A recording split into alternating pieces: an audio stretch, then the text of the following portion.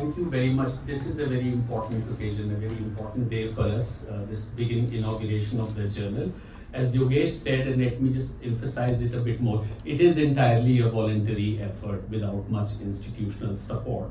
And when this idea was suggested to some of us, I was apprehensive and I was not very sure how long it would last, in the absence of, with the lack of the kind of support which such ventures need.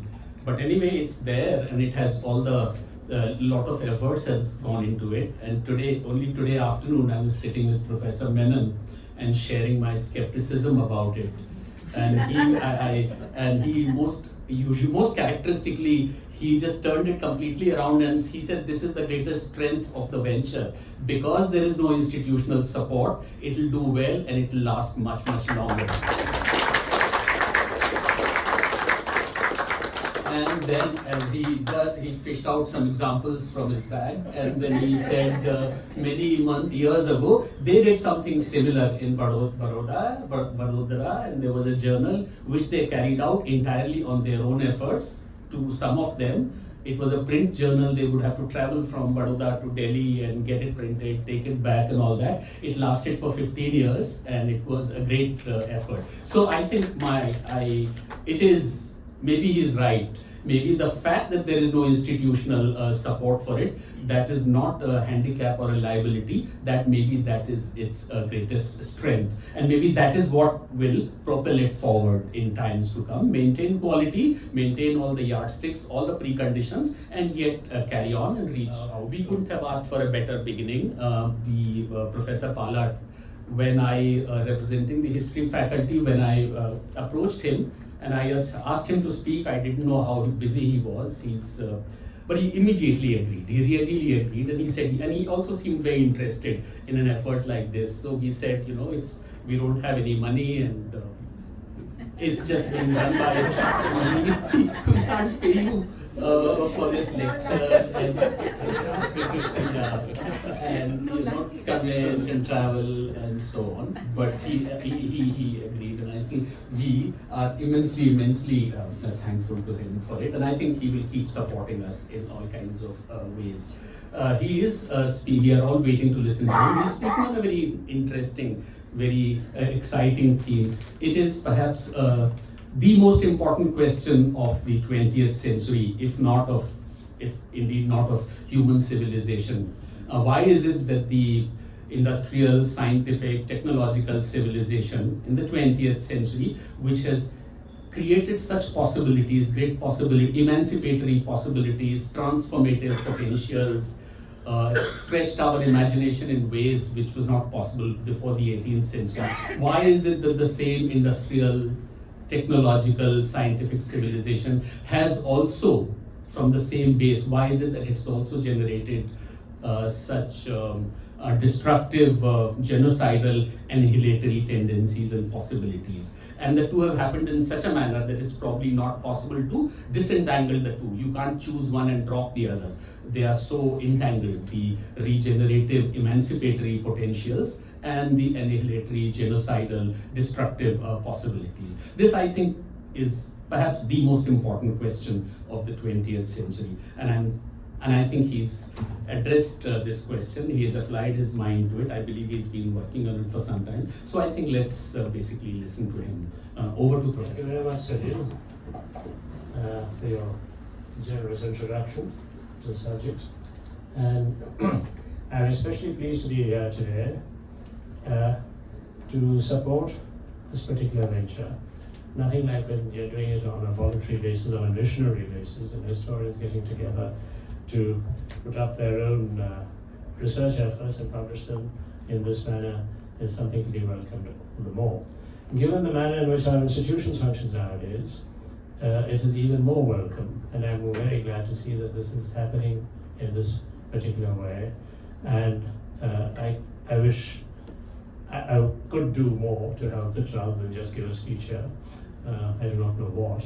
I do not do perhaps quite the kind of research that you do, especially yours, Yogi or Yogesh. I had the pleasure of listening to your talk at the Shimla Institute once, which must have impressed me. Your mastery of folklore and the nature of the archives of that kind which you spoke about.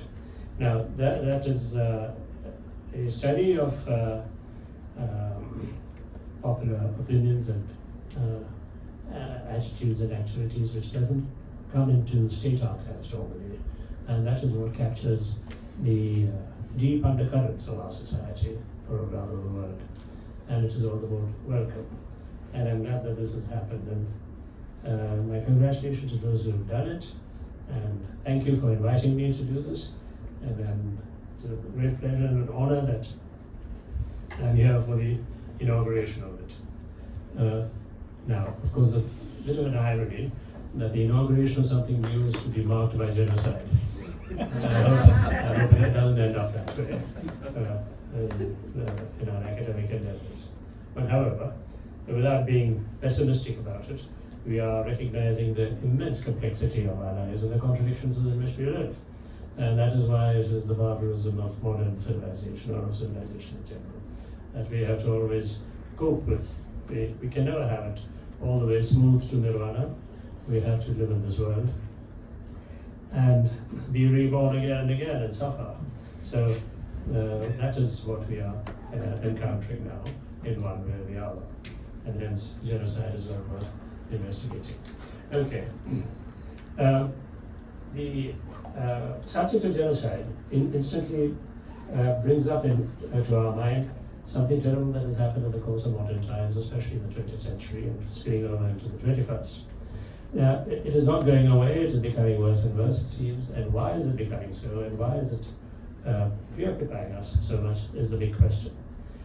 The first point to note is that mass death is by no means a new phenomenon of the 20th century. Genocide is undoubtedly part of mass killing, but mass death as a natural phenomenon is a much larger, enormous range of events that have taken place. It is that we have now reached a point where we are conducting mass killing on a scale which is approaching natural disasters.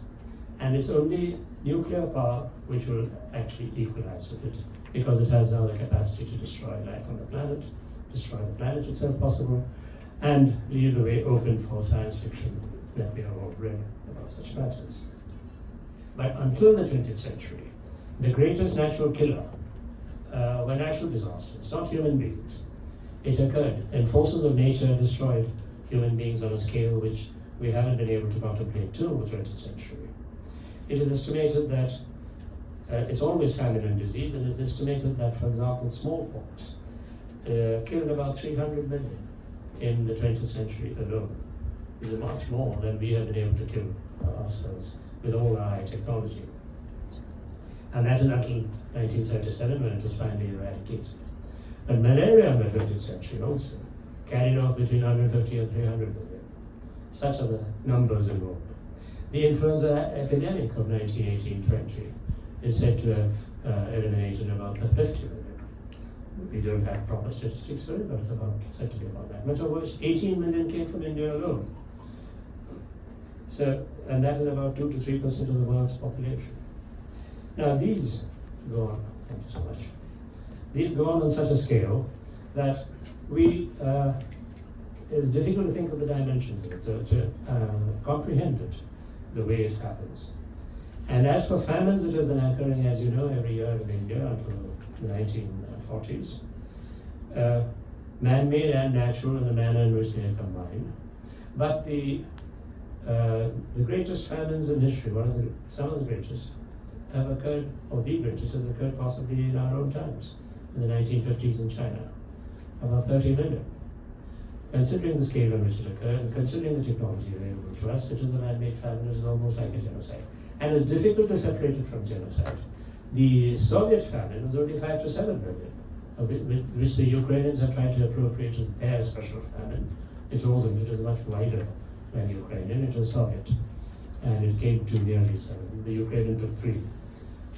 But we had our own 3 million in 1943, and so on.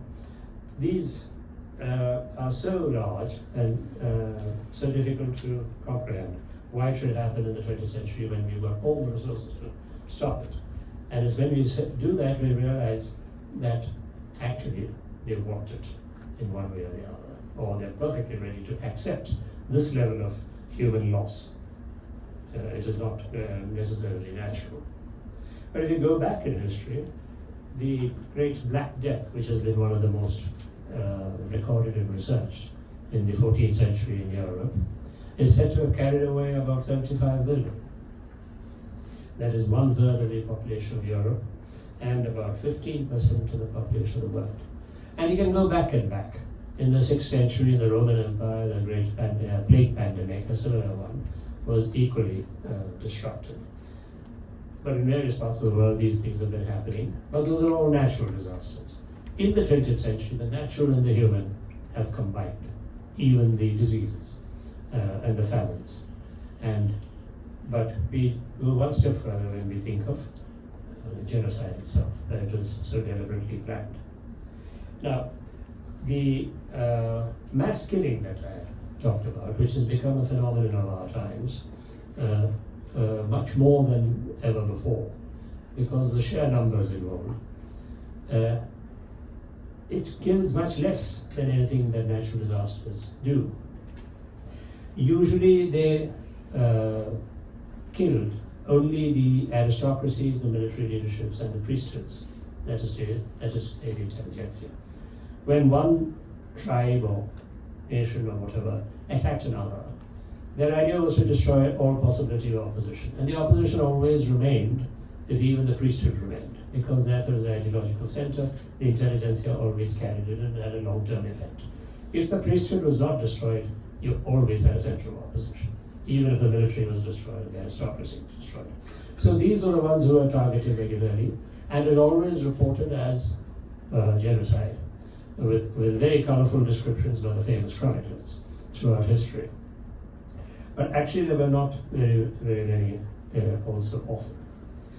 But in the 20th century, we have figures of for the 20th century about 187 million dead outside of natural deaths.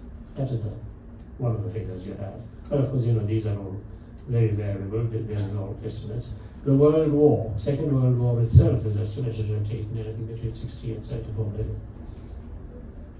Depends how exactly you calculate it. Along with such spectacular actions as the atom bombs, which in 3 years' time took off 225,000, or the firebombing of Tokyo in one night killed 100,000, which is in a sense worse than the atom bomb, you might say. You did not need the atom bomb.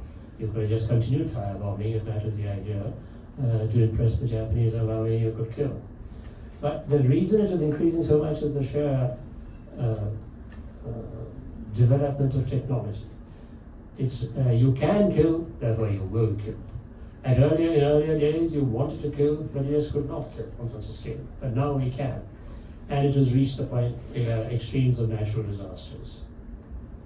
And as it happens, human beings are able to now control nature to such an extent that many natural disasters can actually be stopped in one way or the other.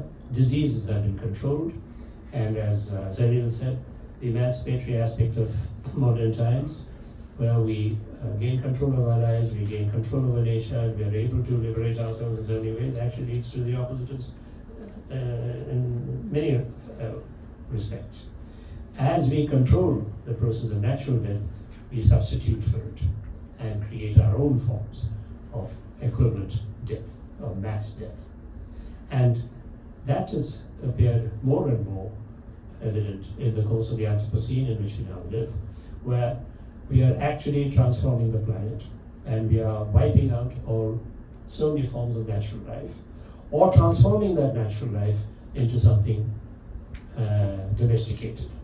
Even the great forest reserves and so on, which now hold supposedly a vast amount of natural life, or wildlife, they're no longer wild. They're a sort of open zoo where you can approach them in your jeep and the tiger will sort of come sniffing at you, right? You can almost pet him as you would pat your domestic pets. And that's very unnatural for a tiger, to be doing it. The tiger is meant to be a bird of, not a bird in many ways, very much an animal of prey. It's a machine to kill, and it's hardly like to approach you and sniff at you and go away quite so peacefully as occurs nowadays. But such is the manner in which we have gained control over it, that the only thing left now is for human beings to destroy themselves. So, we have reached that point.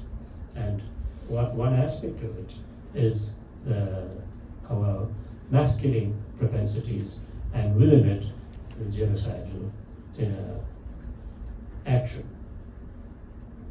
Now, genocide, as I said, is not a modern phenomenon. Only the consciousness of it is modern. Earlier on, genocidal intent was very prevalent, right through history. It was again and again intended by so many warrior communities to completely wipe out a opponent, whatever that community be. But the consciousness of it as a specifically a form of killing, which we now designate as genocide and as a crime and as a danger to humanity, is a 20th century understanding of it, which nobody earlier seems to have thought of. And the reason is that we are, just as we've got the capacities to destroy everything, we are fearful of our capacities of destroying, and therefore have designated it as a crime and so on, and want to bring it before international tribunals and various moral pronouncements about the dangers of it and what will happen to the human species. Of course, I could say cynically that we bring it before international tribunals only when the victor has to bring a defeated person, the defeated party, before the tribunal. Otherwise, it would not be so considered. In which case, what is the definition of genocide? How do we see it? It is generally defined as an attempt to wipe out an entire community. The community is the one which, as you all know, into which one is born without a choice. You have not chosen to be a member of any particular community. You're just born a member of a particular gender, a race, a color, religion. You can perhaps opt out of it, but it's pretty tough. Even if you try to opt out of it, others will not let you opt out of it. They'll still kill you because you belong to it, or were born into it. And a nation, caste, tribe, all these are communities which you have no option about. And all these, when you think in terms of community and community conflict and community hatred, the genocidal impulse is generated again and again. Now, in earlier times, the tribe was a typical community which had no hesitation to think in terms of a genocidal elimination. We have throughout history any number of examples of that kind. In the most ancient reason was you wipe out, you think of your opponent as a community and you wipe them out completely for your own security. I'll just give you some of the well-known examples which you know very well, that's still worth repeating. Or you want to clear a space or a territory for your own occupation. This especially happened amongst the nomadic populations, the Eurasian nomads, where they clear out a space for themselves to occupy. But not only there, any number of them did this. And most of all, when you define an enemy ideologically or religiously, and I'm using it in fact synonymously, that is when the clarity of an opponent emerges. You know whom to identify as an opponent, and you know whom to wipe out whenever the opposition arises. Now, if you look at the examples of genocide in history, you go to the most ancient examples which are recorded, which we can make good use of. The biblical examples. We have, as you know in the Bible, there's a perpetual warfare going on between the Israelites and the Amalekites. And Joshua's destruction of the town of Jericho is a spectacular example of a total destruction of this kind. But he didn't quite succeed because God was perpetually driving the Israelites to go and continue attacking the Amalekites. It went on for a very long time. But all the time it was a demand to wipe out an opponent, which is either the Amalekites or somebody else. Always the demand is to completely wipe them out off the face of the earth so that they're not remembered anymore.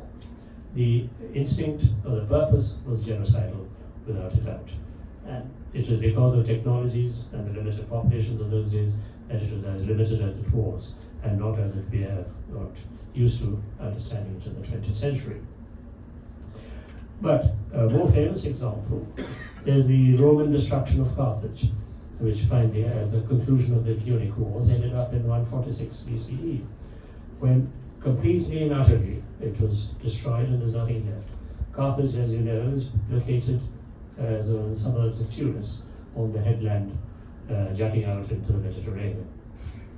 Very prosperous Phoenician town, did very well, and produced the most one of the most brilliant generals, as you know, against Rome. But the Roman purpose, as we know from all the orations of Scipio the Elder, was that Carthage must be destroyed. Every speech of his in the Senate concluded with that peroration. Carthage must be destroyed. He did not manage to do it himself. The younger Scipio did so, and it is completely and utterly destroyed, such that nothing at all remains except those ruins that we now see. There are many such examples of ancient civilizations destroying each other in this fashion. You have similar cases of the Mongols. Now, the Mongols were a warrior community themselves. They're completely a warrior community. There was no such thing as a civilian component, as we are accustomed to thinking. Everyone was a warrior on horseback, all the men were, and the women were supporting actors. And to them, any other community was automatically an opponent who had to be wiped out. There's no doubt about it. And they did so very systematically and efficiently. Town after town, which had the temerity to oppose them in any way, was utterly and completely destroyed, and they came back to make sure that any survivors were further caught and destroyed, as in the many colorful accounts of Rashidun and so on tell us. But more than that, it is there's almost a Nazi-like efficiency about them. Each soldier was given a quota of 24 to be killed, each one. And in those days, 24 was a large number. Today, you would give a soldier, I don't know how many thousands. You've got weaponry enough to slaughter thousands. But in those days, 24 was a pretty large number, given the kind of weaponry that they possessed. But the idea was that you remove them utterly, there'd be nobody left. And for the rest, they converted them into part of their own armies or their own slave populations, as the case may be. But the idea was that there should be nobody left alive. And they also accompanied it by total destruction. One of the most famous destructions was the city of Baghdad, which never recovered until the 20th century, when the Americans did the same job all over again. So, poor Baghdad, it seems, has to suffer repeatedly in history. You have the Crusaders doing the same. The Mongols doing it on one side, the Crusaders on the other side, and Islam was caught in between the two. And the Crusaders did it not only to the Muslims along the towns of the Levant, but even to the Christians within Europe, the Albigensian Crusade, where they wiped them out completely and utterly. But it is not only in these areas. One of the most remarkable genocides was carried out by the Chinese as late as the 18th century. That's in this style. There is a country called Jungaria. I do not know how many of you are familiar with it. It is now called Xinjiang. And to the Chinese, these Mongols were a perpetual threat, always attacking them from the Eurasian steppe, and to be wiped out completely. Russians and Chinese set upon the steppe nomads in order to liquidate them utterly. They had been a threat for thousands of years to the Chinese, to the Russians for 1,000 years, and this was the final chance to do so, and they did it. They did it on a scale which historians, modern historians, contemporary ones, with all due deliberation, call a deliberate genocide. In the 1750s, when the extermination was carried out of a population of about 600,000 in Jungaria, 40% were wiped out through smallpox, 20% fled to the Russians, God knows what happened to them there. 30% were killed by the great army of the Qing Empire, so that only about 10%, if at all, survived. And Gurgaon now exists or remembered only in folklore. Otherwise, the place has been emptied out and has been taken over by the Han Chinese.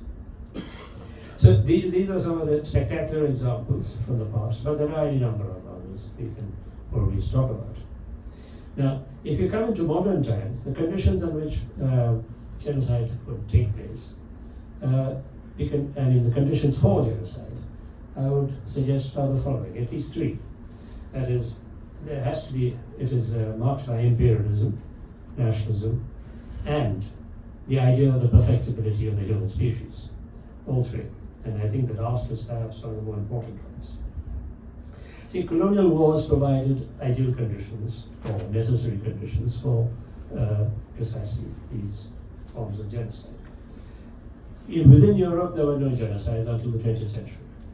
But throughout the 19th century, genocides was on the imperial frontier, not within the metropolitan area.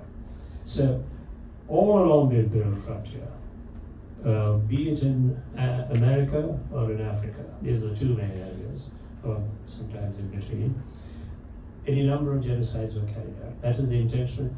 There's a way genocide and mass killing shade into each other. It's difficult to say which is which. But certainly the idea was to carry out as much massacre as possible.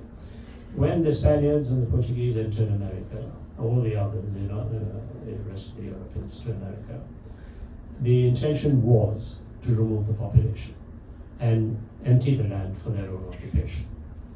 And they did so with a vengeance. The statistics are horrifying. The conditions under which it occurred are equally horrifying to read. But as you know, in the Spanish destruction of Mexico, the population of 12 million came down to about 1 million in between 1519 and 1600. That is the nature of the drop. And in Australia, we do not know how much the population was in 1788 when the British arrived.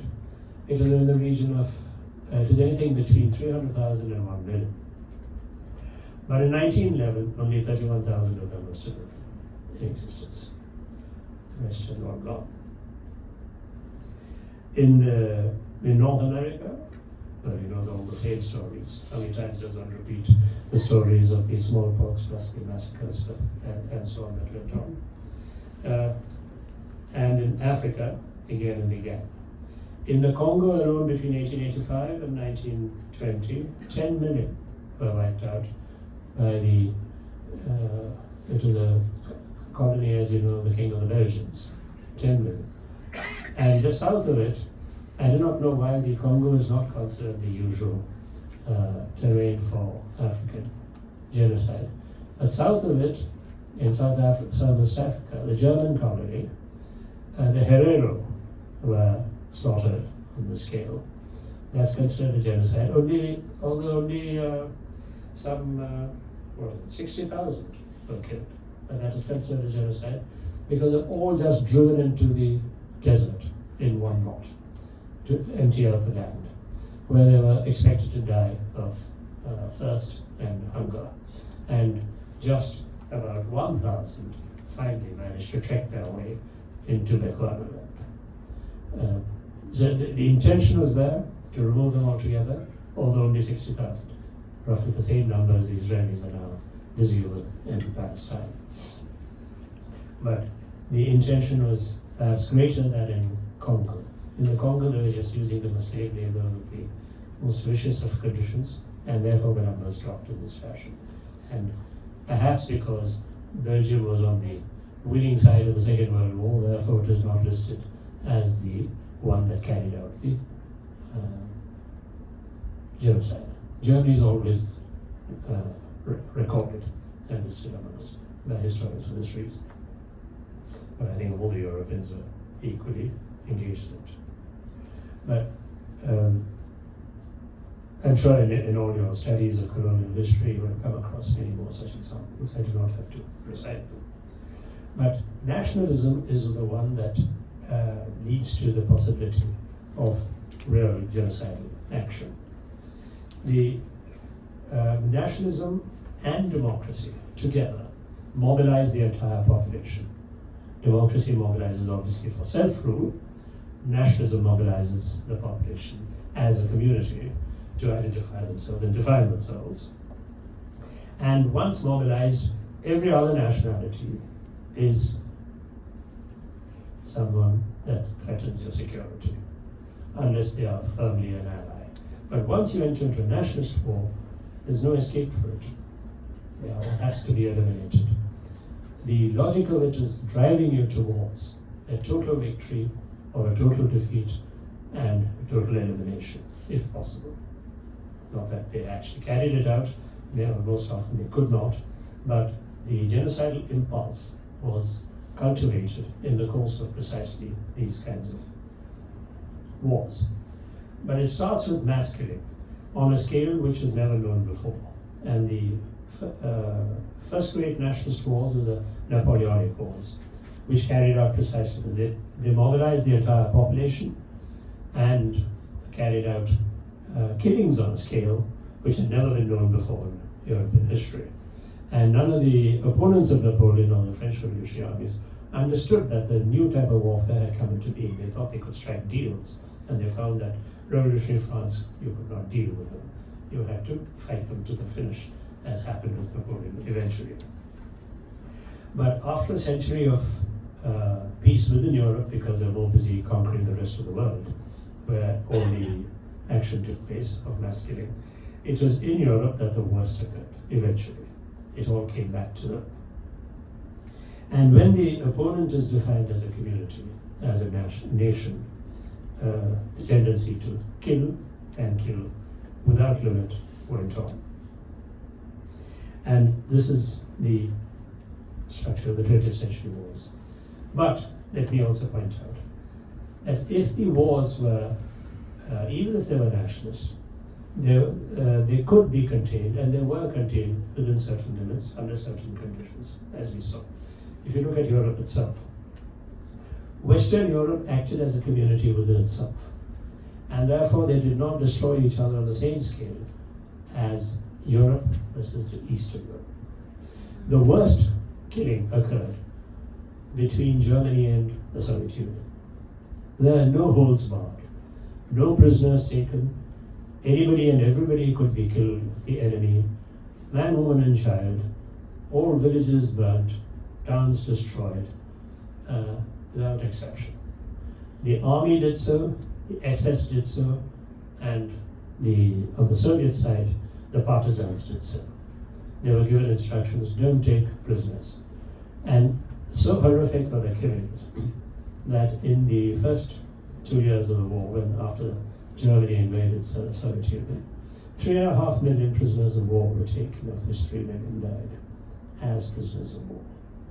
Normally, prisoners of war shouldn't die, they're meant to be kept in some state of capacity for survival, but they're just allowed to die straight away. Besides all the other killings that occurred. So on this scale, this is where the racial war really occurred. In the West, it was not considered a racial war. It was at best although it was a nationalist war, they didn't look upon the other nations as outside the pale. It was within a sort of Western civilizational, European civilizational community. And therefore they were left in relative peace. In spite of all the descriptions of atrocities they described, West Europe was relatively stable under German occupation.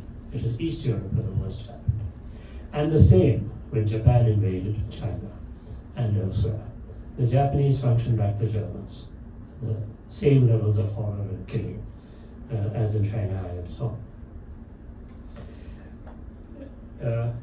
That is, when you're within, as it were, one civilizational area, you tend not to kill on the same scale. You look upon them as part of your community. That is why Europe, until the 20th century, did not have genocides. They had only these professional armies engaging in warfare, which ended up in negotiation. except for the Napoleonic Wars, which is the first sort of eruption. India never knew a genocide, actually. All the wars that took place within India were within one world of its own, and therefore it was always between armies and aristocracies, and they struck deals at the conclusion of it. But when India came into the 20th century, we had our own experience of a particular sort, which is akin to genocide, namely the partition massacres. There it is a case of killing out of sheer hatred, without restraint, another community. And here it is not even the armies which are involved. It is a popular mobilization to do the job entirely, without an army to aid you on, as in the area between Germany and the Soviet Union. So India has not escaped. Although India has not actually experienced a total war like the Europeans have, India has had actually a genocidal experience of this kind, where communities are mobilized to hatred and therefore going to kill. And that's it. It's when you have genocide usually takes place in conditions of war, and the partition was close to that. There was a war before it, and mobilization was sufficient to engender it. But the full-scale killings occurred when there was a total war. Total war means also the ideal conditions for genocide. And total war always meant, and is understood to mean, what we have known in the 20th century already, even more than the French Revolutionary Wars, where the entire civilian population is mobilized, besides the armed forces. The distinction between the civilian and the armed forces is eliminated altogether, so that every civilian is considered a combatant as much as a soldier is. And therefore, the war is for total victory. You face only one thing. Either you get total victory or total defeat of the kind that Hitler faced, the Notre Dame Argonne, as they're accustomed to call it. You go down in flames, but otherwise you attain a complete and utter victory. And in such a war, there are no prisoners taken. You kill everyone whom you capture under any circumstances. You also destroy all human and material sources of the opponent. If you cast your mind back to carpet bombing during the Second World War, the idea was to destroy all the material resources on which the human population on the other side was in any way dependent. Again and again, the argument made was that this is strategic bombing, and people pointed out this is not strategic anywhere. You're not actually striking any strategic center which is aiding the war or promoting the war. You are just killing, destroying the country and killing human beings. And the argument that came from Marshall Harris was that it is the civilian population that is sustaining the war, and therefore you have to destroy their morale, and therefore destroy everything. The human beings, as well as the resources on which they survive, as well as some of their most prized possessions, what they value so much, like the city of Dresden in Germany, which is totally destroyed, which is a great center of art and culture, nothing else. It is not a strategic center by any means, but they destroyed it. So the idea of a total destruction of material and human resources, again and again, came up not from Germany alone, but as much from the Allies, American and British. And the British were the leaders of this. They had to egg their American allies to do it. More than the Americans and the British who wanted to do it, Bomber Command in London set out to do precisely this on a scale which sometimes shocked even the Americans. But they went on and on. Finally, it was made very clear that it is a war between the peoples, nothing else. It is British versus German, or French versus German, American versus German, and Japanese. You had to think of them as another people, as another, and to demonize them sufficiently. And in this case, the best ways of demonizing is by racial analogy. The Americans were able to demonize the Japanese much more than they could demonize the Germans. The Japanese, they were ready to think of another species, almost non-human. Their rhetorical expressions and descriptions of the Japanese is that they are people who have to be exterminated, they are vermin and so on. In a way that the Americans could not express themselves about the Germans. The cultural relation between Europe and America was too strong for them to be able to do so. So if about 58% of the American soldiers could express themselves about the Japanese as people who have to be completely liquidated, about the Germans only about 28% would say so. I mean, after all the surveys that are done about them after the war. So the capacity for destruction was enhanced by cultivating a certain species hatred. Racial is the most obvious, you can do it in many other ways, but really you must identify them as a separate species. And they did so about the Japanese with great success. I mean, Japanese are no different when it came to it. And they conducted their own war in China in the same way. So total wars, therefore, are nationalist wars without any constraint whatsoever. And those are conditions ideal for exterminations. If you have a total war on, then you can have a genocide. And that is, as you know, the genocide of the Jews really began only from 1942, just after the total war began. Till then, when the Blitzkrieg war was going on, Germany is conducting a war of great victory. They were rough with the Jews, of course, but they hadn't thought of total elimination. But it's in 1942 that the actual orders for elimination were issued. And as the war progressed, they became more and more hysterical about it, more extreme about it. And even as they were, when they were staring defeat in the face from 1944, is when the war became total and the genocide also became what we now consider to be total genocide. And the two combined. When Hitler was going down in defeat, then he was going to destroy everything with it. The Jews and anybody else that came in the way. So the modern genocides of these, as you know, which we have known, the most important is the classic one, the Judeocide, the destruction of the Jews, 6 million of them, as Hitler did carry out. There were about 9 million Jews in Europe, of which 6 million were wiped out. And now there's only about 1 million left in Europe. 2 million have spread out in the world, including Israel. So in a peculiar way, Europe after the war has achieved exactly what Hitler wanted, that Europe be free of Jews. They created the state of Israel, Jews went there, the others went to America, and Europe itself is free of Jews.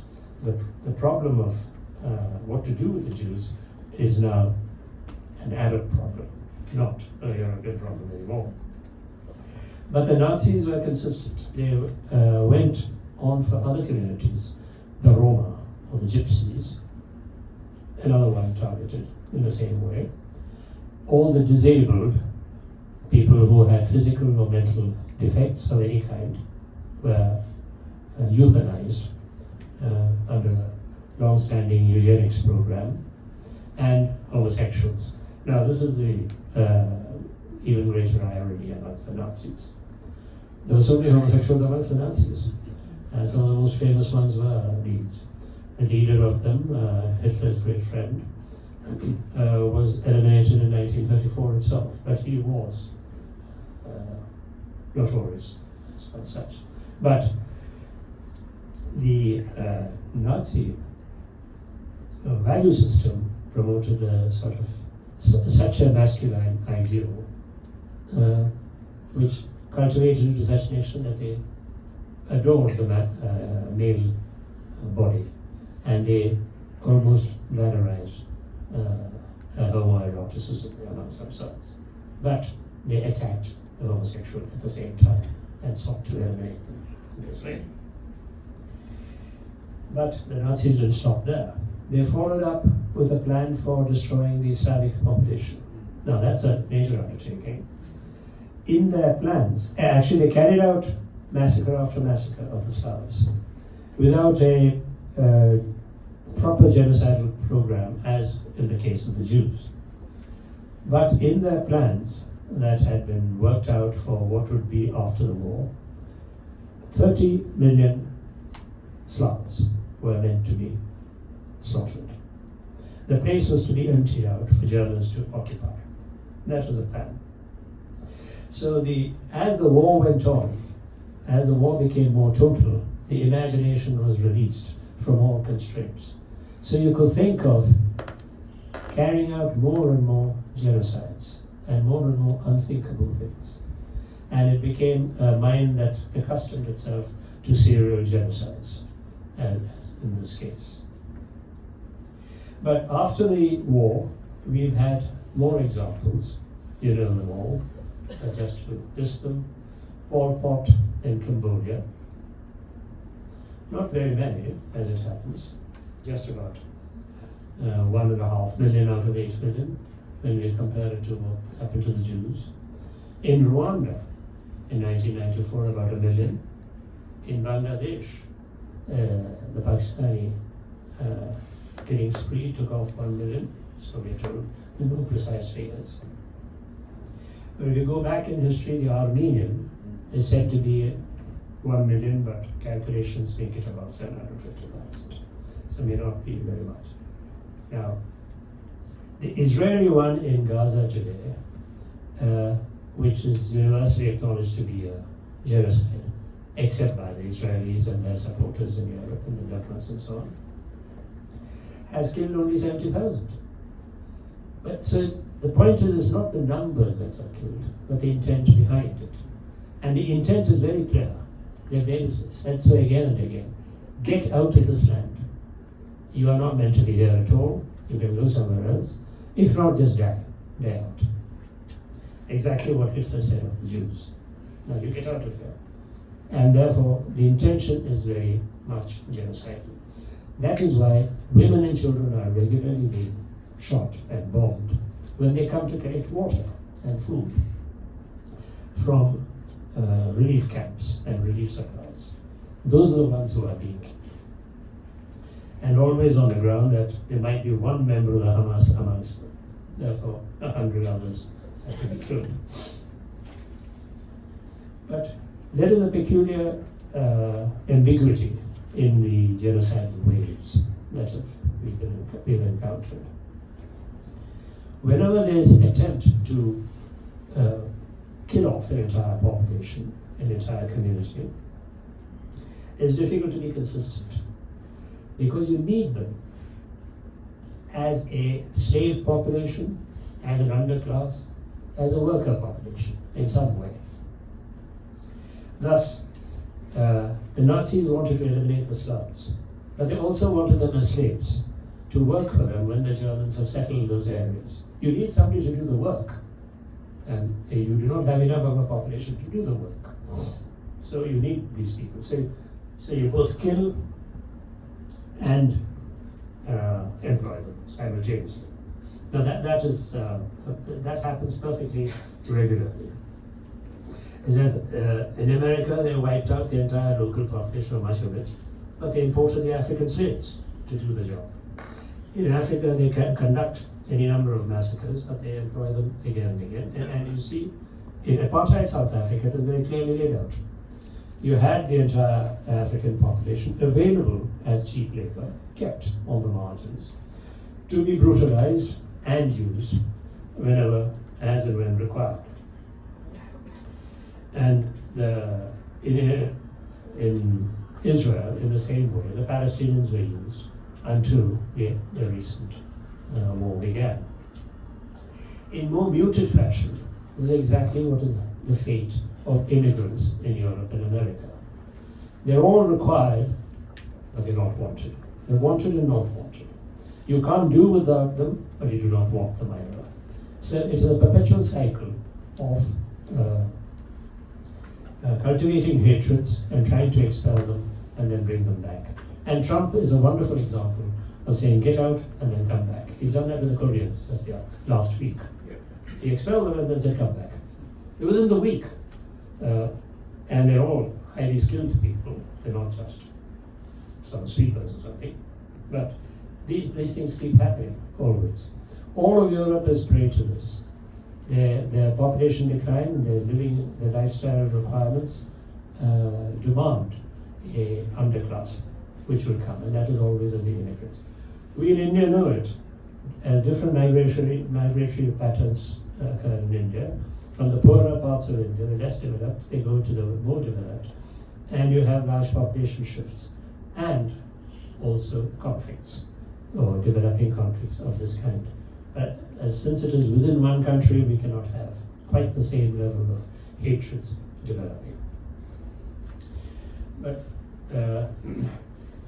what makes it possible to carry out, or to think of carrying out, these forms of mass killing leading up to genocide is, of course, modern technologies. Formerly, you had nothing to think of except just plain and simple direct killing. Now, technology allows you to think of killing on a scale which is not possible to contemplate before the 20th century or in the 19th century.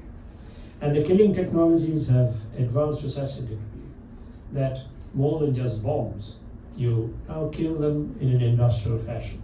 Auschwitz is the best example, where almost as a conveyor belt system, people are brought in on their tumbrils or their equivalent, gassed, and then cremated en masse.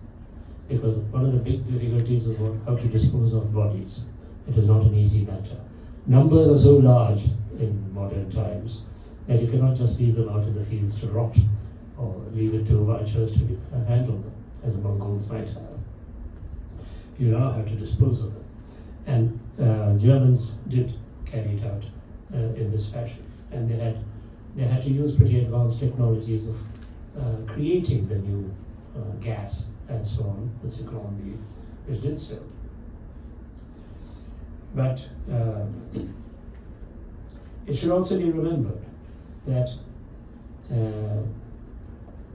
it is not necessarily just this. Sheer hatred can generate capacities for killing on a scale that technology itself does. Now, the Nazis generated both technology and hatred. But let me give you the example where hatred by itself can do it. In the Rwanda killings, the Tutsi were killed at the rate, at one point, of 10,000 a day, which is equivalent to the highest rate in Auschwitz. Auschwitz, you had all the modern industrial technology to do it. Here they had nothing but machetes, and they had no way of conveying information to each other except by word of mouth, and radio penetration amongst the population was only about 23%. So within such limited technological resources,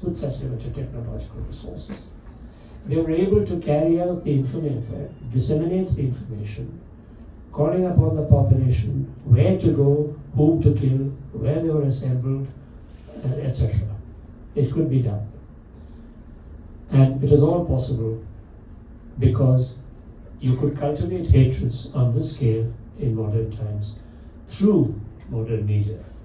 Even if radio penetration is only 23%, that itself was a medium which carried out the propaganda and indoctrinated the population sufficiently to mobilize them to carry out these kinds of killings. And beyond that, if you get into more developed societies, we have beyond newspapers, you've got TV, mobiles, everything conceivable. Now there's nothing you cannot prevent, there's no limit to which you can go in cultivating these hatreds, and we see what was once assumed to be a democratic expansion of possibilities in communication has turned out to be the opposite, into sheer horror of what social media can do in these conditions. It is that you can get a mass participation at very short notice, and they can go on a killing spree in a way that even soldiers can't. In Auschwitz, they functioned like a factory, with all the limitations of a factory: concentrated, orderly, with conveyor belts, precise timings, who was to do what jobs, discipline, the division of labor, and so on. But if you're going to organize a killing spree amongst the masses through social media, much, much more is possible. That kind of hatred can be generated, and it has been. And that is the world we now live in. We are going to see these kinds of phenomena on an ever larger scale. And we have to generate our own ways of controlling it. But let me bring you back to one consideration. What is it that makes people think of all these possibilities? Of course, you think of your opponent as an enemy, and the community as the enemy, and therefore to be wiped out and so on. And I've suggested nationalism and democracy together mobilize the entire population, therefore these are possible, and all the technologies that go with it. But there's something more at the back of it all. It is an ideal, very humane ideal, generated by the Enlightenment, which is the ideal of the perfectibility of the human species. The sheer thought, which is so inspiring, that you can create, you can now create a perfect human being. You can create a perfect human society. Not merely through the rational constructions of a constitution, but through pedagogic processes. You can actually improve a human being. Improvement is what they always talked about. You can educate and educate and educate, and through education you can transform a human being and make them perfect. You can make them rational, you can make them logical, you can make them think out a problem. After all, we are all rational human beings. We should be able to think out every problem rationally. And if the possibilities are given to you through an educational system, you can actually generate a perfect human being. Now, those who think in such terms and are absolutely convinced about it also see that a perversion takes place. There are those who see that if there is imperfection, then what do you do? If despite your best efforts you see imperfection, somebody's not coming up to the mark, then there's something wrong with them. Now, how you define the perfection is the important part. And once you've seen yourself as the perfect human being, you can be a Nazi who sees that as perfection. You can be a colonial civil servant who sees that as perfection. You can be anybody else who sees something as perfection. But if after all that you see imperfection, then those, despite your best efforts, are not coming up to standard. What do you do with them? Obviously, they are mentally and physically deficient. They need to be eliminated. That's the only way you can create a perfect human species. They are incorrigible, and therefore they have to be removed. This is what gives birth to the science of eugenics and so on. You want to find a way of creating a perfect human being. And there are numerous scientific experiments that have been conducted of how to sterilize an imperfect creature. That's one way of doing it, so that it doesn't continue. The quicker method is to kill it off, eliminate it altogether. And so, the very ideal of perfection led to the possibility of thinking of extreme measures of creating perfection by removing. It's the analogy is with the garden. You remove the weeds in order to get the perfect norm. So that analogy was presented again and again. Amongst human beings, you must remove the weeds, and then you will have that beautiful norm to contemplate at the end of it. And that is why in the course of the 19th century, you find in the polemic against your opponents, but it started with the Jews especially, all the biological metaphors were used. They're insects, they're vermin, they're worms, ulcers, cancers, all these expressions were used. And they're still in use in the 21st century, in India also, as you know. So these things come up again and again. You see something which can never be perfected, which can never be made your own. What do you do about it? It is a weed, it is a cancer, which must be plucked out. And that's how the idea of perfectibility, a very noble ideal that the Enlightenment philosophers thought of, actually turned into this grotesque opposite. Until then, nobody thought of perfecting a species, however much they might kill an opponent. The species is assumed to be imperfect and mixed. And perfection was possible only in the afterlife. You could attain your moksha, your nirvana, your heaven, or whatever, whichever way. You enter all these forms of paradise or states of being. And that state of perfection is in the afterlife. It's not in this world. It's only from the 19th century it is possible to think of bringing heaven to earth. And human beings have become gods. And they can create human beings which God failed to create properly. You can do one better than God himself. And that, therefore, leads to precisely this kind of thing. Now, just to conclude, I say, the distinction between killing and genocide is not very satisfactory. Within the United Nations Conventions of 1948 is a definition of genocide, which says any attempt to eliminate in whole or in part any community, that is genocide. And they give a whole lot of other specifications.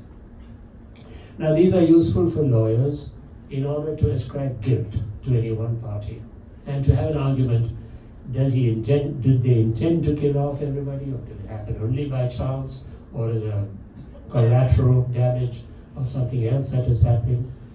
For example, was Stalin's famine a genocide, or was it incidental to an attempt to collectivize? Was Churchill's famine in Bengal a deliberate genocide, or was it the result of various other measures in the course of the war? And same with Mao's colossal famine, and so on. These arguments can be conducted endlessly. And as you know, as we've seen in the newspapers, to this day they're saying that Israel may be guilty of genocide. Israel still may. No, it is not definite. In none of the European governments do they say definitely so. They're investigating whether it might be. After reading all the newspapers, they're still investigating. So the point is, on what grounds is genocide to be defined? And it gets into a lawyer's argument. That is not our purpose. It doesn't help us to start getting into those definitions. If you seek to destroy an entire community and you conduct a mass killing, they overlap. The distinction is slight. And as a man called Karl Brandt, who was a leader of the euthanasia program, when he went to the gallows, from the gallows he made an impassioned speech about it. And he said, you're conducting a political murder, killing me. The Americans have just slaughtered 250,000 Japanese with one bomb. And you're killing me for killing a certain number of Jews. On what ground? So the distinction between mass killing and genocide is not very clear. In war you wish to kill. You want to kill more and more. You do not intend to eliminate entirely, but you want to kill on such a scale that there is very little left at the end of it, you might say. And if you read the American accounts of their attacks upon Japan as the war wore on, the impulse seems very genocidal. They had every intention of wiping out as many of the Japanese as possible. And they spoke that language, absolutely. But finally, for political reasons, they had to settle with a compromise and not carry it out to the extent that they might have wanted to. So it's more useful to recognize the phenomenon of mass killing and total war where the genocide is one part of it. And they shade into each other.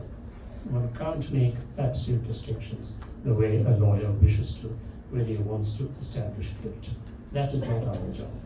We want to see the phenomenon and not the degrees of guilt. The intentions are the same and as bleak as in the most ancient times. But our technology and capacities are so much greater today that we do so. And I say, the one thing that makes it more possible is that we've become more civilized, therefore we've become readier to slaughter. We think of the perfectibility of the human being, which is the ultimate attainment of civilization, and therefore we think of the possibility of slaughtering them also. Thank you very much.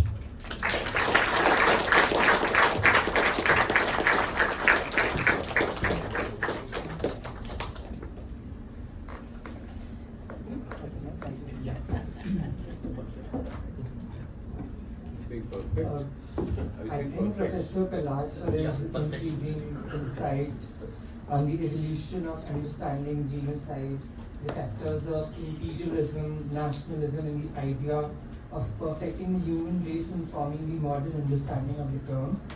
He also sort of drew a crisp line of thought from the intent of otherization for commercial or upper moral hand to its realization by way of improving sort of technology.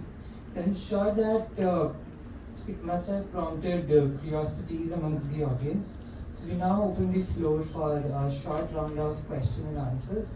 Please keep your questions short and crisp. Thank you.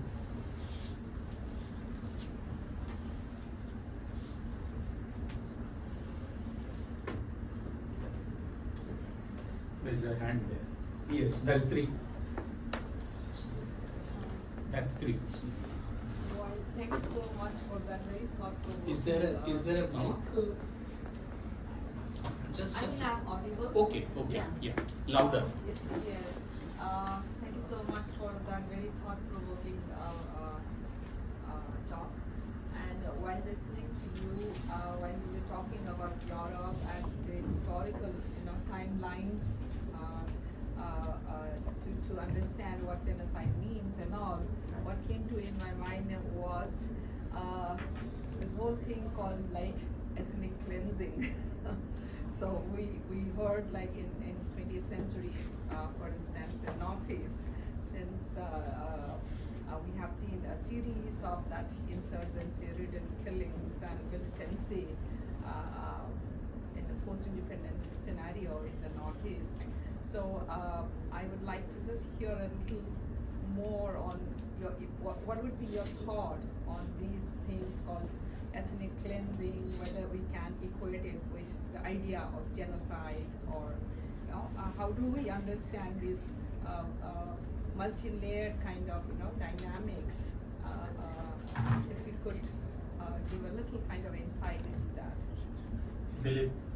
Dilip and then Dheeraj. Yeah. Let's take 2 3. Yeah, I just want to make a couple of observations.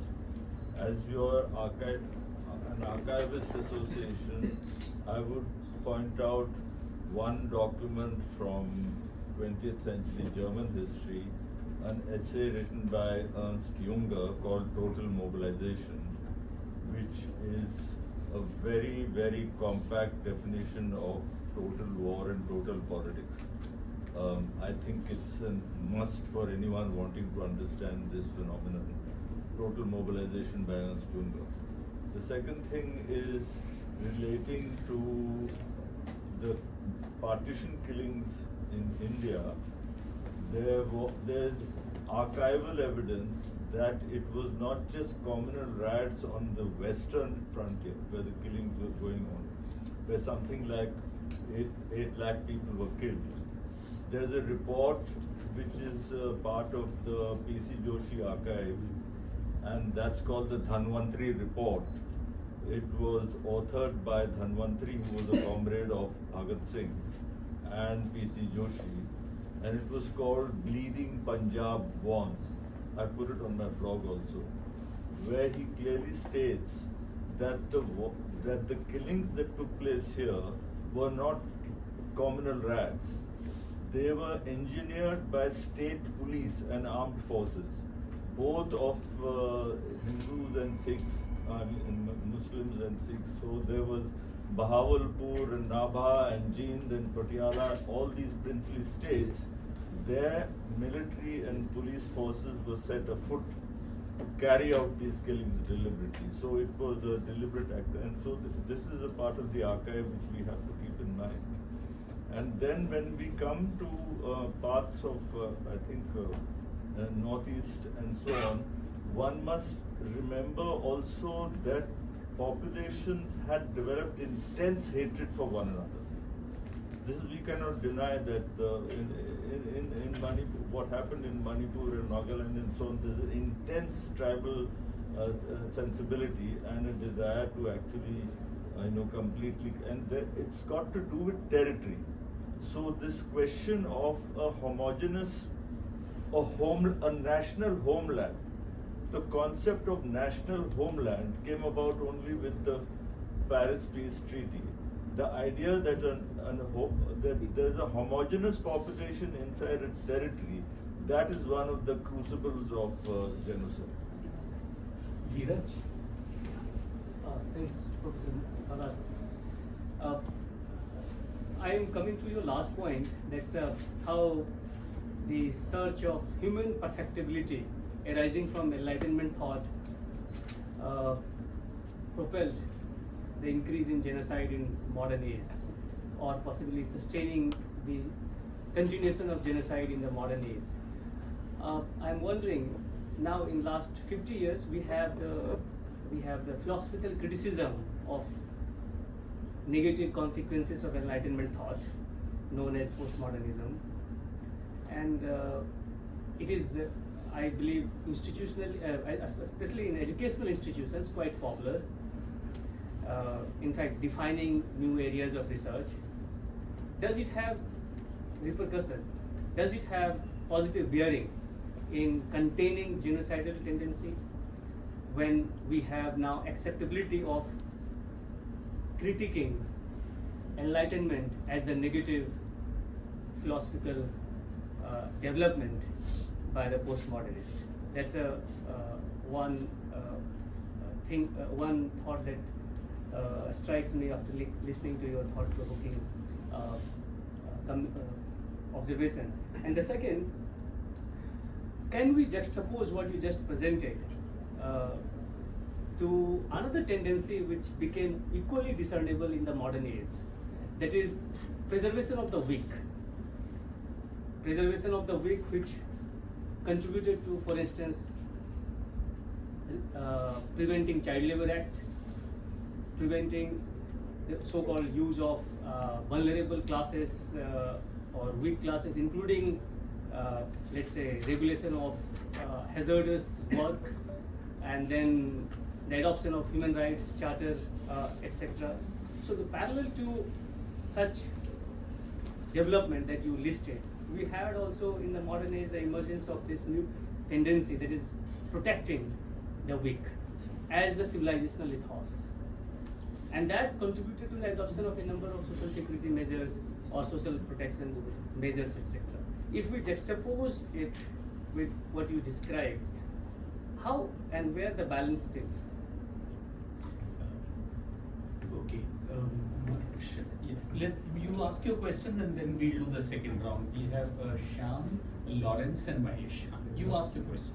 Let this be taking all the questions. No, just this, and then we'll take a second. Then you answer, and then we'll take a second round. Thank you so much, sir, for your insightful talk. Sorry? Sonal. Thank you so much, sir, for your insightful talk. It's louder. This might be a silly question, but yet I'm here to ask. Please help me understand this banality of genocide and why it is normalized. In the sense, is mass killings and death just statistical data for consumption purpose? Like, where it is originating from is that how an average Indian is having its dinner at 9 p.m. trying to talk and understanding these genocides which are happening, or as youth we are just sharing and liking the posts. So as students of history, what is our role? And just help me take out of this thing. So you take these and then you'll have Shyam, Lawrence and Mahesh. It's all. It's on? Yeah. Okay. Okay, to start with the question of ethnic cleansing. Ethnic cleansing is just another word for it, in a way. They did not use the word genocide because it fell afoul of all the UN Convention requirements, and then they'll get into lawyers' traps as to whether it is genocide or not. So a new word is invented. I think this is during the Yugoslav war. They called it ethnic cleansing, and later on genocide certainly.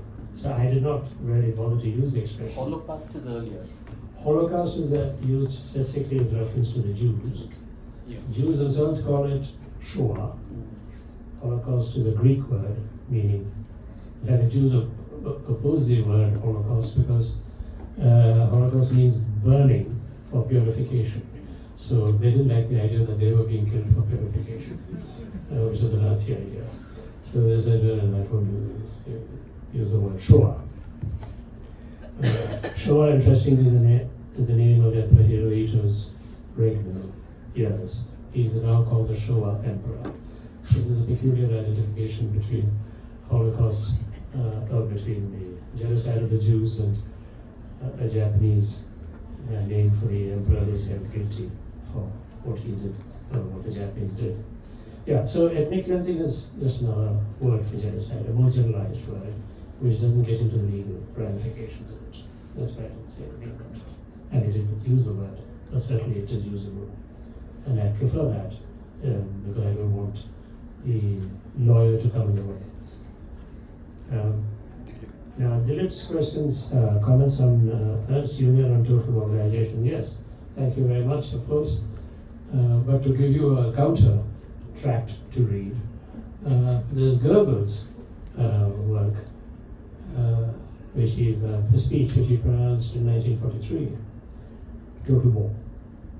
And set them together to read.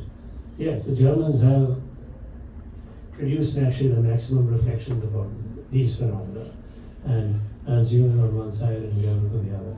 But Ernst Jünger is not one of them. He's somebody who observed the phenomena without being one of them. That's true. Thank you for that anyway. About the partition and the killing, of course, yes, very much. The state is always a participant, even if it appears to be a neutral agent. One can't say that too often. Nothing happens completely so-called spontaneously.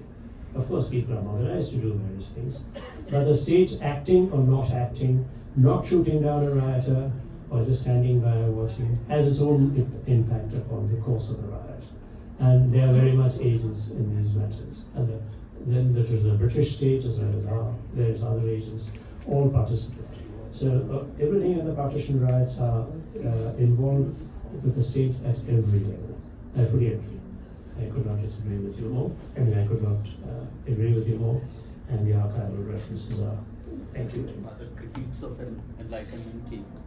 Yeah, and the Northeast. Yeah. No, I forget. Yeah. Sorry, right. But it's of some importance to be aware the extent to which hatreds have been cultivated in the Northeast in this way. Because as you said, everyone has a notion of a homeland, which is a secure territory where nobody else must enter. On the one hand, you think it is completely alone and nobody must come, and therefore it is within the larger country of India, everybody is free to travel. But you've got the other side. I was recently in Bhutan, which is also imagined as a perfect homeland. Only the Bhutanese are there and nobody is allowed, especially us Indians who go and corrupt the place. It's a state of happiness. It is presented as a state of happiness, and it looks like it to the extent that you can see. I never once even heard a dog bark for a whole week. They've all been eaten. No, they're just lying around sleeping, and everyone very carefully drove around it. Didn't honk. I didn't hear a honk even once. And coming from Delhi and never hearing the horn is an extraordinary experience. And everybody was smiling. These are all sort of stereotypes. But it's the other side of precisely this. You believe in a homeland which is completely secure from anybody else, and one day Bhutan is going to face the reality. That's the trouble. And then it'll go the way of Nepal. That's As long as the monks can watch football, it won't happen. Love football. Tibet thought it was the same. Anyway, let me get to Dheeraj and the question of perfectibility and what it did. Yes, the critiques of the Enlightenment, which, as you said, were done, carried out so recently in postmodernist theory and so on. What did it do? But I might remind you, critiques of the Enlightenment have been made consistently since the Enlightenment itself. The most important is the Romantic one. And after that great wave came the Nietzschean phase, you might say late 19th century. The whole of all connected doctrines of that time. And now, of course, in the late 20th century. So these have been coming in waves. And they go together. So on the one hand, you have the Enlightenment ideas and the very optimistic ideas and the logical extremes to which they're carried. And then you have the more pessimistic, the critiques of it, which make one a bit more pessimistic. They go together. It doesn't diminish the other. They're simultaneous. We have both trends. It is like conservatism and liberalism. They work together. Similarly, all these doctrines, they work together.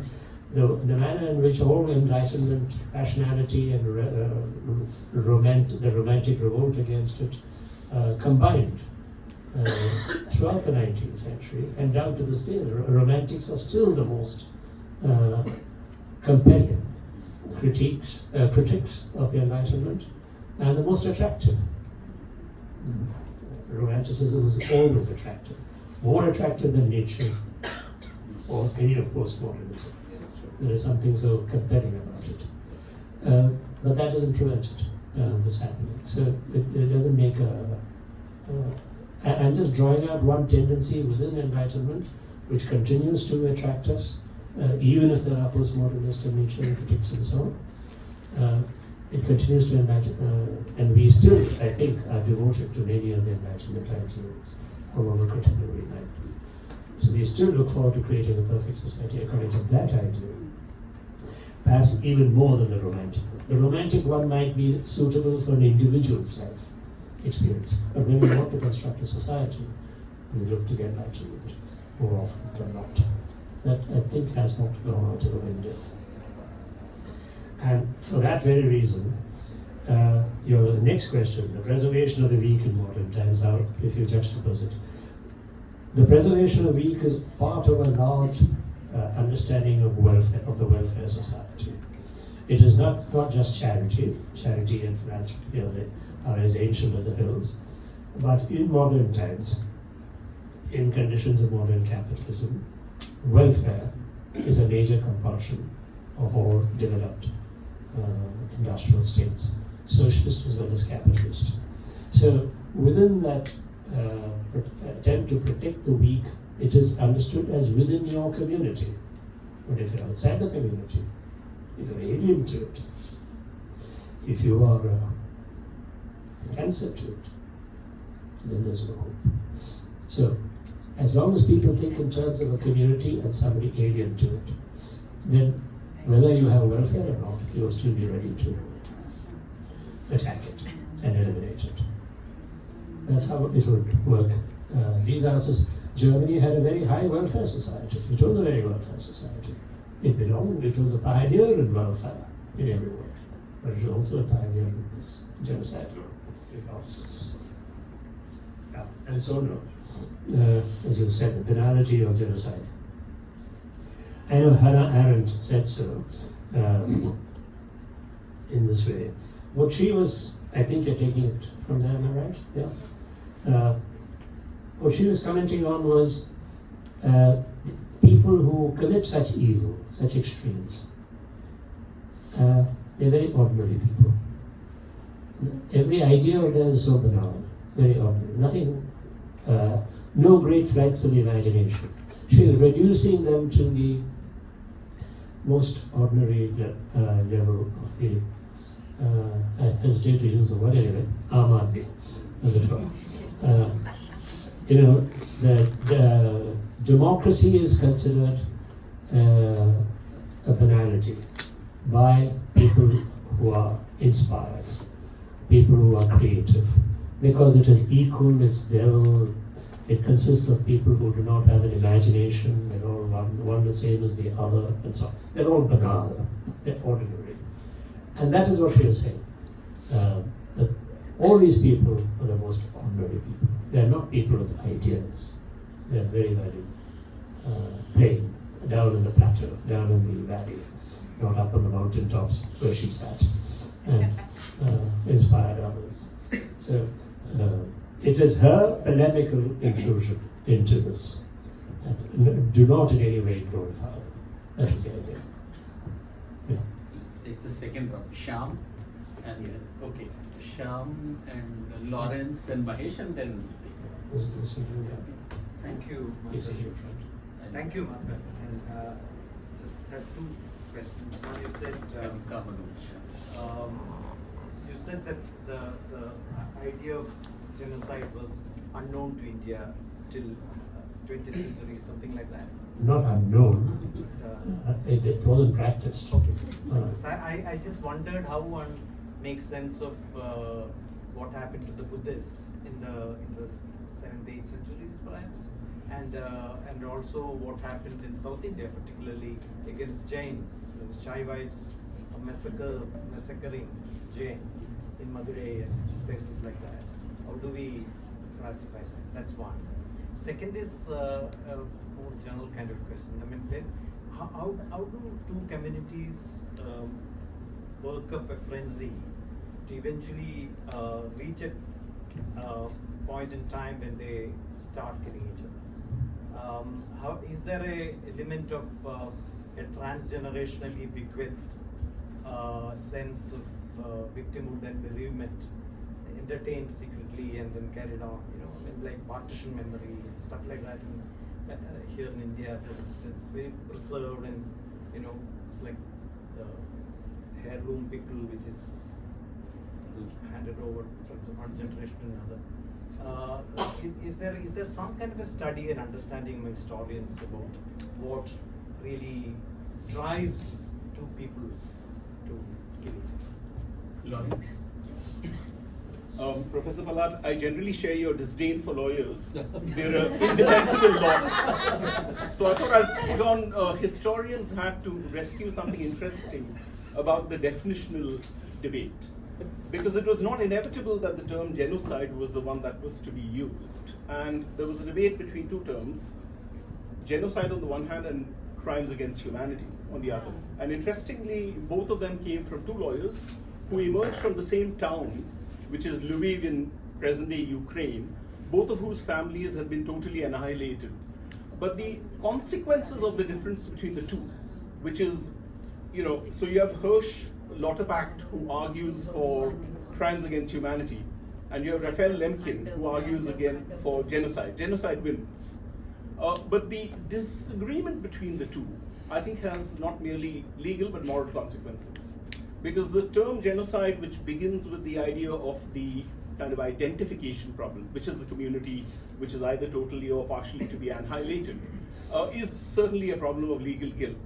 But the idea of the crime against humanity extends it beyond the community to a moral and not merely a legal responsibility, which in the current context of, let's say, something like Gaza, where you have the community that is being annihilated, unable to represent themselves, and the international community abdicating their responsibility. So the question of whether this is a crime against humanity would, in a way, have both immense legal but also moral consequences. So I thought it'll be, to bring it, not to rescue or defend the lawyers, but to say that there's a historical question here. So two questions really. One was, can you explain a little more about the Jews? Because on the Jews, because on the one hand they are extremely cosmopolitan in various parts of Europe, they speak multiple languages, particularly the languages of the places they live, and yet they seem to be identified in the 19th century. So is this a consequence of nationalism? I'm asking particularly because one goes back to say the Crusades. Before Crusaders set out for these wonderful crusades, they often killed the Jews in the towns they set out from, or they killed them when they came back. And they also locked them up in synagogues and burnt them in places like Jerusalem. So what is it about the Jews that makes them such a targeted target? Is it that they're non-Christian, or is it something else? Or is it, so is there a difference between the anti-Semitism of the medieval period and the modern? The other is a question on Israel. You know, I'm very struck by this concept of international opinion. It seems to be Western opinion. North America, which is the US, Canada, and Europe, West Europe, maybe Australia, Canada. The rest of the world seems to see this conflict very differently. Israel, Palestine. Israel, Palestine. Rest of the world. Rest of the world. I mean, I'm struck that South Africa brought the case, Brazil supported. And you know, in his recent book, Memoirs of an Arab Jew, Avi Schleim quotes, it's a very chilling quote. It seems Ben Gurion said that we should never let Israel become a Levantine state. It has to be a European state. So is this a notion of European civilization as an outpost in this Arab land or Eastern land? If so, is it not a paradox? Because the Jews seem to have a group as, I mean, it's extreme persecution long before the great killings and the awful genocide unleashed by Hitler. Kanika and then Manoj. Kanika? There seems to be a parallel, almost something. Louder, Kanika. There seems to be what people have called a trauma industry, which is also part of the contemporary world. As we see all these genocides, there are a greater number of communities, groups, who would like to also claim the title that they have suffered a genocide. And one aspect of this is memorializing through or replicating Holocaust memorials in aesthetics and designs, often nomenclature. How do you see this as part of your, or consider this as part of your argument? Manoj, then you can reply. Maybe we can make that the last. The tea is getting ready. So One more. Okay, so let's take Manoj and one more, and then we'll end. Manoj. Okay. So after the Second World War, the Vietnam-America conflict witnessed a large-scale civilian deaths and widespread use of chemical agents such as Agent Orange, resulting in intergenerational suffering and ecological devastation. So in light of the concept of genocide and Holocaust, how should historian and international legal scholars interpretations the nature of the violence? And one important question, can the Vietnam War be understood as a form of genocidal warfare, given that the death toll and chemical destruction rival, and in some cases surpass the horror of the First and Second World War? Let's take the last question. Yeah, and then we'll have Professor Palat. So my question is about you to introduce yourself. Oh, sorry. My name is Kirtana. I am an MA history student from American University. Kirtana. She was at She is at JMC. Okay. Yeah, Kirtana. So my question is about, do we attach genocide only to the human species, or can we watch or understand the significance of genocide through a lens beyond the human? For example, if I talk about the Emu Wars in Australia, or the Bison genocide in South Dakota, or maybe even the mass killing of jackals in the Delhi Southern Ridge, or maybe if you think back in the mythology, right, burning of the forest and transitioning Kandavprasth into the Indraprasth by these perfectionist people of the mythology that the Indian epics have, right? So do we consider this specific mass killing of animals or species that are beyond humans as genocide, or do we not attach that same significance with non-human beings? She was at Gargi. You were at Gargi College. Yeah, but then I presented paper at Yeah. Okay, Sham, yes, I fully agree. When these communities are destroyed, like, be it Buddhists or Jains and so on, they would be in that category. What I meant is that we didn't have these kinds of wars within India on the same scale as we witness in many of in much of classical antiquity, or biblical times, or Mughal times. It's not that horrific killings did not occur in India. It obviously did. Anywhere in the world it has happened. The extent of the killings and the intentions behind it would, within certain situations, be of that kind. Certainly, the intentions always existed, that I fully accept. But I do not know if the scale of it was the same. The killing of the Buddhists, for example, in Central Asia was of a genocidal nature, you could say, by the Arabs when they conquered. They just removed the entire Buddhist intelligentsia in its totality. But I think they could not do it on the same scale in India. As usual, India is just too diverse. There's so many different centers and locations. So if it happens in one pocket, it doesn't have an impact upon another pocket. That's how it should be. And I think that's why we get the impression that India may not have happened on the same scale as elsewhere. But I'm open to correction here. I mean, I may not have studied it enough. Buddhists and Jains were certainly under attack at various times. But why only Buddhists and Jains? Hindu and Muslim also. And I'm sure there would be many people who object to me, why haven't you raised Mahmud al-Ghazni story? And so on. I can answer that. I don't think he was attacking Hindus. He was maybe attacking temples or plundering them for very good reason. There's something to get out of it. But not otherwise. But yeah, I accept it. But I think I should do perhaps more research on it to be able to answer this. The legal and no. How was it? The threshold point, which is which lawyers on genocide? Yeah. No. Shyam's second point. How was it cultivated? The point.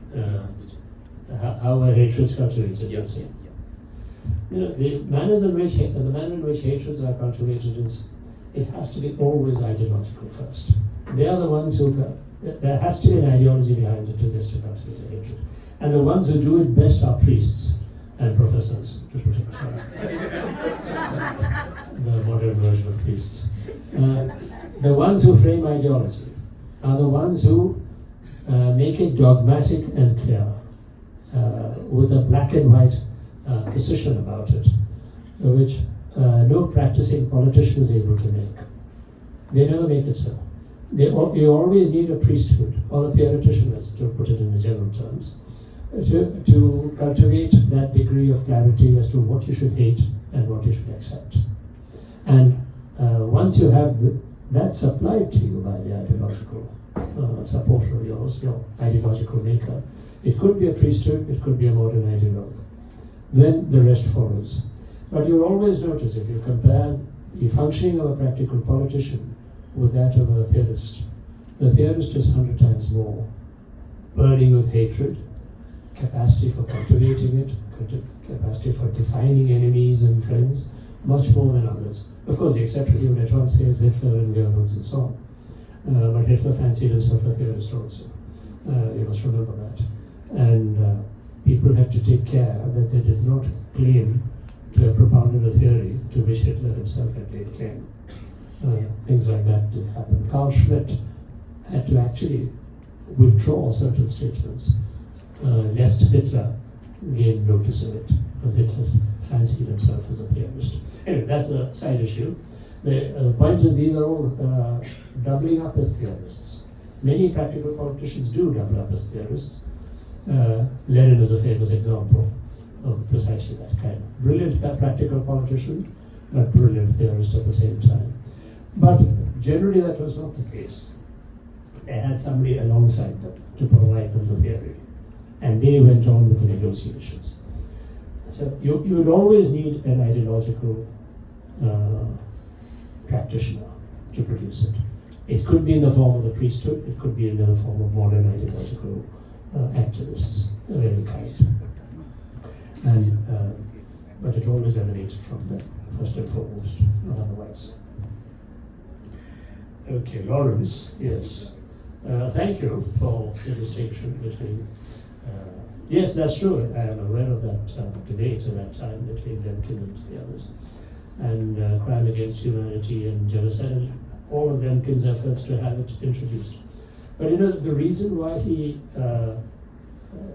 it was a attempt to introduce it into the discussions of the United Nations, to get into the convention, to make a legal claim, to make it legally fully sound, in order to pursue people. Otherwise, you're left as historians or social scientists analyzing the phenomenon, but how do you fix blame and how do you bring him to trial? That is possible only if a lawyer gets on the job. But when a lawyer gets on the job, he introduces a degree of precision which is not satisfactory for historians. It seems artificial because he can't deal with all the gray areas. You have to find, does this come under this article or not? There's always a problem with lawyers. The historian is much more, you would say, waffly. It's not that he's waffly actually. He's dealing in a whole range of possibilities, which the lawyer will not. If the lawyer does that, he will not make a case at all. So true, it was, and Lemkin was very keen to point out that it is not enough to call it a mere crime against humanity, because a whole lot of other cases could be. There's a very specific case he was concerned with to show what is happening, and he was the one who lobbied so, first of all defined it and lobbied so hard, and his definition is still the most influential because it went into the UN Convention of 1948. But it's not that by any means I'm disparaging about lawyers, but the lawyers have their functions and we have our functions. And I won't say the two never meet, they do meet also. But we must keep the distinctions clear. The overlaps also very useful. What is it about the Jews? Yeah. What is it about the Jews? The Jews. If I understood it, you said on the one hand the Jews are so cosmopolitan, at the same time they're considered a very distinct entity by themselves and separate. And why is that? Why is it so extreme? This is an old story in the history of Europe. What is that problem with Jews? It's conventionally explained in the from pre-modern times that they are the ones who killed Jesus, and therefore they earn the hatred of all good Christians, which can be a very powerful one because you generate hatreds in precisely this way. Who are the ones who are defining the Jews as the murderers of Jesus other than the priests themselves, all the theologians?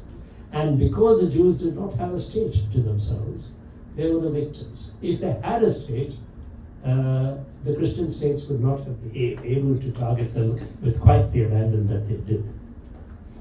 So when they went to the Crusades and came back from it, each time it was marked by an attack upon the Jews. It was part of the, as it were, the function of a good Christian to ritually crucify the Jews for what they had done to Jesus, to do it all over again. Otherwise, how do you work up your passion to go on the Crusades? Because going on the Crusades seems such a bit of a crazy enterprise, going all the way from somewhere in West Europe and North Europe down into the Mediterranean and pursuing God knows what and what happens in you. You have no idea where you're going, but to mobilize that degree of passion, you do require this. So one way of doing so is just to carry out a pogrom. And you're completely safe with Jews.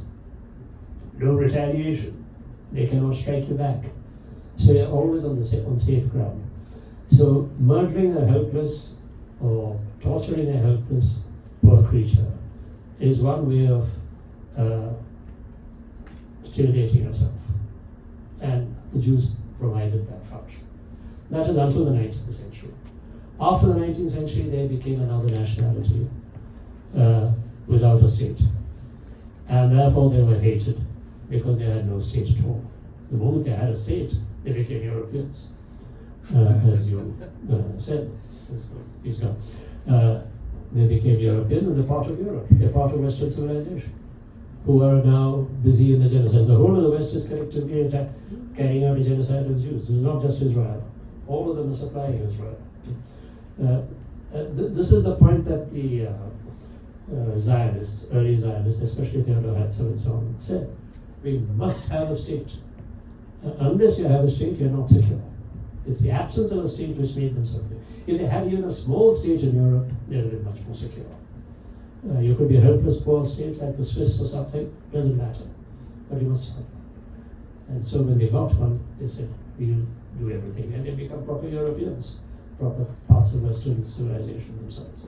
A bastion of the West, as you said. The West sees it, of course, very differently from India. But an important part of India that sees it along with the West. That Israel is doing a very good job. We all know that.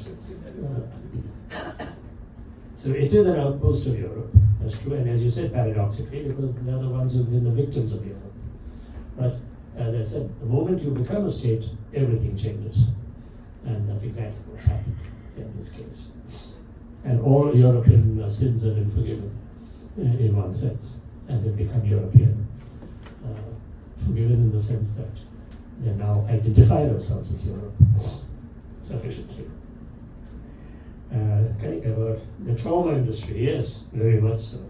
There's such a vast industry around the trauma that everyone is connected.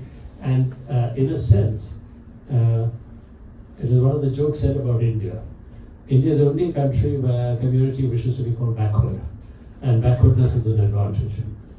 Similarly, elsewhere, to claim trauma is one of the great objectives. Everyone must claim trauma. The Ukrainians, the Roma, the Armenians, whatever happened, everyone has suffered some trauma. It seems Indians do not claim trauma the same way, but various parts of the communities in Europe have all been claiming the trauma, that they've all been victims of genocide. The Jews, the sheer success of the Jews in claiming it has, I think, inspired a very large number to do so. And it gives you a very high visibility. If you see the manner in which the Ukrainians propagate their victimhood and never speak about the other members of the parts of the Soviet Union who suffered equally. If Ukrainians were 3 million, the total number who died was nearly 7 million. So what about the rest? The Ukrainians never talk about that. So trauma is only Ukrainian. And that's because the Ukrainians are living in Canada and America. That's how they propagate it. Yeah, it is a peculiar Western industry, the product of the Second World War, the product of the Holocaust industry. So everyone is involved in it. The rest of the world is not. I don't think even the Chinese and the Vietnamese and so on engage in trauma the same way as these people, although they're fully justified, I would say, to do so. And again, Vietnam being considered a genocide. I would consider it, if others get all the other examples that we have, yes, it could be. But as I said, the problem about it is the genocide has this legal problem of being considered, being put in the UN Convention. But mass killing and genocide, crime against humanity, mass killing would be a crime against humanity. And genocide, the one tails into the other, yes, it would be. That's why the word genocide is slightly unsatisfactory for that reason. We get into the lawyer's domain at that point. But every other aspect, yes.